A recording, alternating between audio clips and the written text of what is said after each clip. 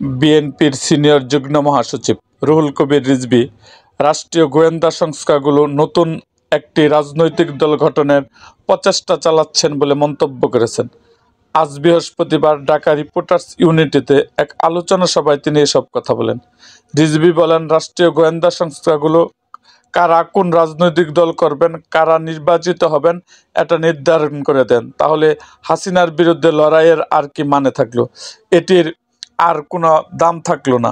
শেখ হাসিনাও গোয়েন্দা সংস্থা দিয়ে বিরোধী দলের লোকদের দমন পীড়ন চালাতেন, চেষ্টা করতেন বিএনপি থেকে তাদের দূরিয়ে দেওয়া যায় এবং তারা যেন আরেকটি রাজনৈতিক দল গঠন করে। এখন আমরা আবার শুনছি গোয়েন্দা সংস্থাগুলো নাকি নতুন একটি রাজনৈতিক দল গঠনের জন্য কাউকে কাউকে সমর্থন দেওয়ার জন্য বিভিন্ন জায়গায় কাজ করছেন। এই ঘটনা এদেশের মানুষ মেনে নেবে না। এদেশে একটি প্রকৃত গণতান্ত্রিক পরিবেশ রয়েছে।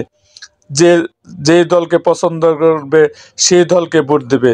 যে রাজনৈতিক দল গঠন করতে চায় তারা দল গঠন করবে। এখানে কোনো নির্দেশনা হুমকি থাকবে না।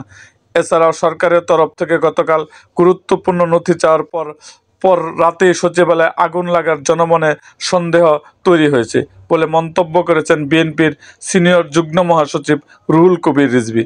এ ঘটনা তদন্তে নিরপেক্ষ লোক দিয়ে উচ্চ পর্যায়ে নিরপেক্ষ তদন্ত কমিটি গঠনের আহ্বান জানান তিনি।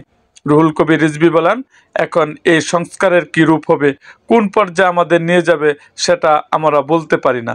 আজকে সাইবার সুরক্ষা অধ্যাদেশের সেই রূপটি আমরা দেখছি। আমার কাছে ভালো কিছু ঠেকছে না।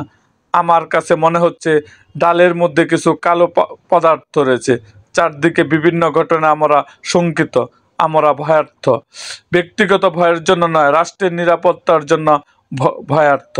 এরকম আরও ভিডিও পেতে এবং রাজনৈতিক অঙ্গনের নানা ঘটনা ও ইতিহাস জানতে আমাদের মুক্তাগাছার ইতিহাস মিডিয়া ইউটিউব চ্যানেলটিকে সাবস্ক্রাইব করুন এবং পাশে থাকা বেল আইকনটি বাজিয়ে দিন।